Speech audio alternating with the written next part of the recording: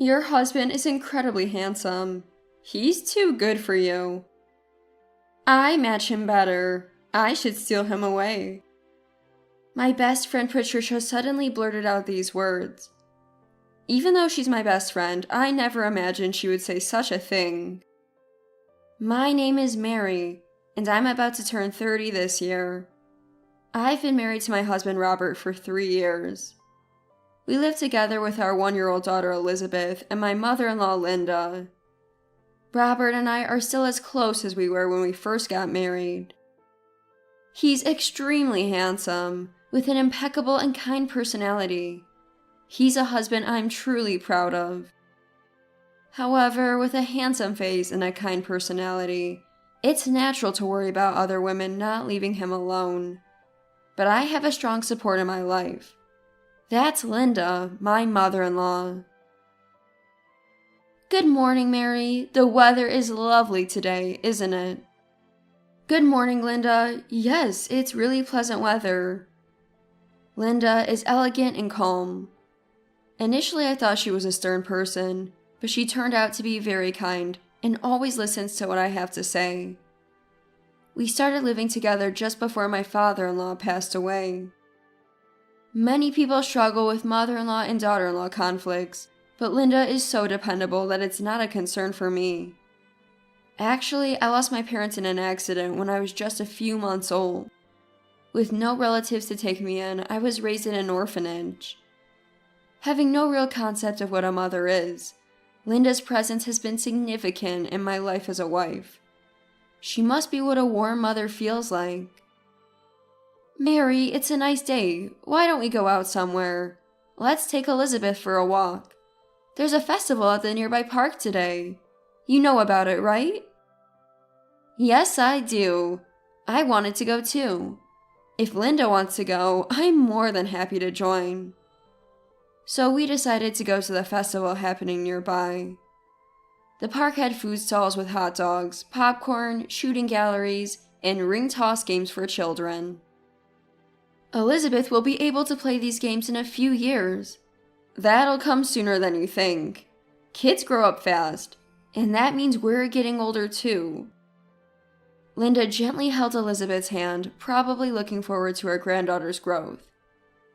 That day, we enjoyed eating popcorn from the stalls and had leisurely conversations with Linda on the park benches. The next day, something happened. The doorbell rang in the afternoon. Who could that be? I opened the door to find Patricia, my best friend, standing there. Patricia, what brings you here so suddenly? I came from far away. I'll just come in. This is Patricia. She transferred to my elementary school midterm. We went to the same middle school and were especially close friends. We went to different high schools but kept in touch regularly, and as adults, we went out for meals a few times a year. She's an irreplaceable best friend to me. Though she's always been a bit presumptuous, entering others' homes casually or using their things because we're close. Now we're both respectable adults. Such things don't bother us anymore, and we can talk freely. That day, Linda was at the community center, so I could easily invite Patricia into the house. So, it's rare for you to come over so suddenly. Is something up? My husband is on a business trip right now. I don't have kids yet and had nothing to do today, so I came to visit you, Mary. Saying that, Patricia stood up, looked at a photo of me and my husband on the living room table and said, Mary, is this your husband? I answered yes, and Patricia's eyes sparkled. He's handsome. Looks like a model. My husband is indeed handsome, but to say he looks like a model might be a stretch. I didn't say anything as people have different tastes, but Patricia seemed overly enthusiastic. Weren't you at my wedding? Did you forget? I had a relative's funeral and couldn't attend your wedding. But I had no idea your husband was this handsome. I should have skipped the funeral and gone to your wedding. Patricia has always had a habit of saying extreme things. But this time her comment felt particularly inappropriate, and I felt the need to caution her. Patricia, you shouldn't even joke about that. Laughing about a relative's misfortune is unacceptable. Then Patricia retorted, "What's the matter, Mary? You're a bit stiff because you don't have parents, right? I wasn't serious. But maybe I was, in a way." "What do you mean?" I couldn't understand what Patricia was serious about for a moment. But seeing her smiling at the photo of me and my husband, I felt a chill down my spine. Then Patricia uttered something unbelievable. "I wish I had married someone as handsome as him. What's his name?" "His name is Robert." When I told her my husband's name, Patricia seemed even more pleased. "I want to marry a Robert too."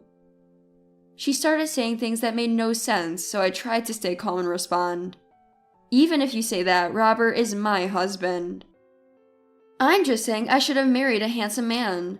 My husband looks like a raccoon. In comparison, Robert is handsome. He doesn't suit you. He suits me better. Maybe I'll steal him from you." I started to get angry at her remarks. "What are you saying, Patricia? Were you always like this? Is there something wrong in your marriage? Are you not getting along with your husband?" "It's nothing special, just a normal husband with an income appropriate for his age, and a face like a raccoon. But it's not so bad that I can't stand him." "But the more I look at Robert, the more handsome he seems. I like this kind of face." After a long absence, I had a talk with Patricia, but she made so many rude comments that I stopped the conversation and asked her to leave. "What's wrong with you, Mary? You're so mean. I'll come again. Say hello to Robert for me." Patricia said that and left. I couldn't understand what she meant by saying hello to Robert, but since she had always been clingy, I decided to warn Robert about her when he got home. However, the situation turned out to be more serious than I expected.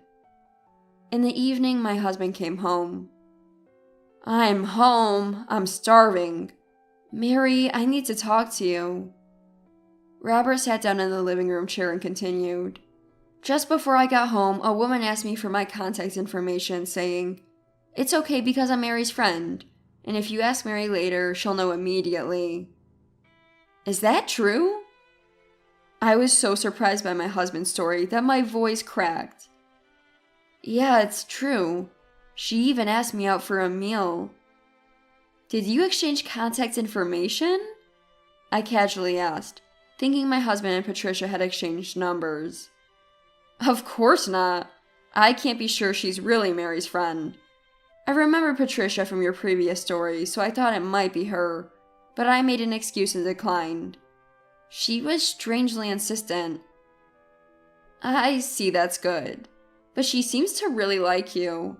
Patricia came to the house at noon today, and I let her in because it had been a while. She saw the photo in the living room and seemed to like it. Patricia has always liked handsome men, so it's not surprising." My husband started talking with a happy expression after hearing my story. "I'm flattered that she thinks I'm so handsome. Are you worried about me, Mary?" "Of course I'm worried. You're handsome, tall, and have a great personality. It's only natural to be concerned if such a wonderful husband is targeted by another woman." I blurted out my true feelings. "I'm flattered by your compliments, but don't worry. I love my family the most. I would never betray Mary or Elizabeth." "Thank you, that's just like my husband." I was so touched by his words that I almost cried. However, I still felt anxious. It was too fast for Patricia to visit her best friend after a long time, fall in love at first sight with her husband's photo, and then wait near the house to exchange contact information on the same day. I decided to be cautious about Patricia, thinking she might do something else in the future. My bad feeling was right. Patricia continued to wait for Robert to return home, trying to talk to him or get his contact information by saying she needed advice. One day, as winter was approaching, Robert came home and said, "Mary, look at this." He handed me a hand-knitted scarf. It seems Patricia made it for Robert. Is this from Patricia to you? Yeah. I hesitated to accept it, but it felt wrong to refuse it. Robert, bless him, can't say no to anyone, so he ends up accepting things like this. Got it. I'll keep it for now. We'll talk about it properly later. Robert seemed convinced, but his expression was stiff. A few days later, after shopping with Robert, we ran into Patricia. It was probably not a coincidence. Mary, Robert's not just handsome, but also kind-hearted. I'm really taken with him. I'm serious about Robert. Can you leave us alone for a while? I couldn't understand what she was saying. What are you thinking? Robert is my husband. So what? If Robert prefers me, it's fine, right? Maybe in a few days I'll be the girlfriend of Mary's husband. Exciting, isn't it? Lately, every time I meet Patricia, it's this kind of talk. I'm fed up. She may have fallen for Robert at first sight, but she doesn't realize he's not interested. It's really troubling for my husband. I wonder why I've been friends with someone like her for so long. I didn't discuss this with Linda, who lives with us, to avoid worrying her unnecessarily. But Linda was shopping with us that day and seemed to overhear our conversation. She was hiding behind us. Mary, who is that woman? Talking about liking Robert and wanting to be alone with him, I couldn't ignore what I heard. I hesitated, but since she overheard, there was no point in hiding it anymore. Actually, she's an old friend from my student days. The other day when you were at the community center, she came over. She fell for Robert after seeing a photo, exchanged contact info, invited him to dinner, gave him a hand-knitted scarf, and even told me to break up with Robert. It's been a daily thing. Really tough. I had no idea it had gotten to this point. Linda was quite shocked. But it's okay, Robert won't be fooled. He promised me that family comes first. I hope nothing happens. I can't just ignore that woman. Linda seemed different than usual. Then she said to me, "If that woman says something weird to Robert again, will you tell me?" Of course, I'll let you know. Linda is usually calm and kind, but she can't stand troublesome people like Patricia. For a few weeks, Patricia did nothing. I thought she had given up on Robert. But then, when I was out with Linda and my daughter, we ran into Patricia at a restaurant entrance. Mary, long time no see. I miss seeing you. So, have you given up on Robert? I'm working hard to become your husband's new wife. She hadn't given up on my husband. I sighed heavily. Patricia, fantasize all you want, but my husband and I are still close. It's not a fantasy. I won't give up. Every time I meet Patricia, I feel more exhausted. But Linda, overhearing our conversation, confronted Patricia with a changed expression. So you're the deluded woman trying to become Robert's wife. Let me tell you, it's not easy to be his wife. The daily work is tough, and there's a lot of physical labor. With those thin arms, can you handle it? Once you marry Robert, there's no escaping. We'll make sure to have a written contract. If you're prepared for that, go ahead and try to be his wife. Wait, who is this woman? Coming at me like this? Could she be Robert's mom? Patricia was overwhelmed by Linda's assertiveness. Mary, is it really that tough? It's more than tough. I wake up at 4 a.m., clean the floors, make breakfast, and then weed the garden. We have a home garden, so we spread kitchen waste in the soil as fertilizer. As I continued, Patricia's face grew pale. Mary, isn't it hard living like this every day? What I just said is just a fraction of it. I carefully prepare meals, making sure to include over 10 types of food for proper nutrition, counting calories too. Then I wake up Elizabeth, send Robert to work, drop Elizabeth at daycare, and do yoga with Linda. As Linda nodded in agreement, Patricia turned pale and said, Unbelievable! Such a life in this era? She was in a panic. I also clean the house thoroughly. After preparing lunch, I tend the home garden and prepare dinner. If anything's missing, I go shopping, walking, or cycling for health. Of course. Think you can handle it? Patricia looked down defeated. Then my husband arrived at the store. Sorry for the wait, I managed to get off early today. Haven't you ordered yet? Patricia, meeting her scheduled husband, exclaims loudly, Robert, it's terrible. Your mother is bullying me. I was just telling Patricia about my daily routine. My husband, serious, said, Speaking of which, yesterday's meal had only 9 ingredients, 1 short. Robert, you're counting too? Patricia was shocked at his response. I put finely chopped carrots in the hamburgers. Didn't you notice? That makes 10. You're amazing, my wife. Patricia watched our conversation in astonishment. What's with this couple? So, what did you want, Patricia? When I asked if it was the same as before, Patricia reacted differently. I can't bear such a life. I give up on Robert. Don't say that. I find this life tough too, sometimes wishing someone would take over. Why not try swapping with you? Patricia shivered. No way, I can't live like that, she whispered. I can't believe you gave up so easily after chasing Robert every day, I said teasingly.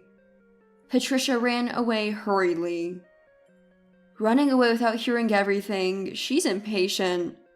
I'm grateful to Mary every day. She grows a splendid home garden, providing us fresh produce. It's my pleasure.